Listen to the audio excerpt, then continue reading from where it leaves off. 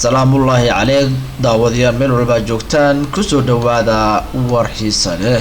wasaaradda maaliyadda ee Mareykanka ayaa talaadadii soo saartay liiska dad Soomaali ah oo lagu eedeeyay in ay hubka soo geliyaan Soomaaliya kuwaasoo lagu soo rogay cunaqabatayn. ragga magacyadooda ay ka muuqdaan liiska uu soo bandhigay Mareykanka waxa ugu horeeya liibaan maxamed yuusuf oo lagu sheegay in uu hore u ahaan jiray sargaal sare oo amniyaadka al-shabaab kala shaqayn jiray fududeynta afduubyada.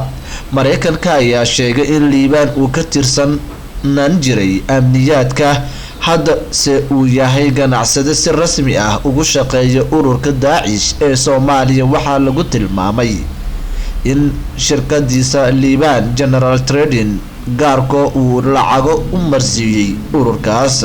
warka ka soo baxay Mareykanka ayaa lagu sheegay in liibaan uu ka mid yahay kooxaha sida sharci darrada ah hubka ku soo geliya dalka. sidoo kale Mareykanka ayaa u haystaa inuu taageero muuqata u fidiyay ururka Daacish ee Soomaaliya. hase yeeshee liibaan maxamed ayaa wareysi uu maanta siiyay laanta afka Soomaaliga ee BBC-da uga jawaabay eedeymaha loo jeediyay isaga iyo shirkadiisa.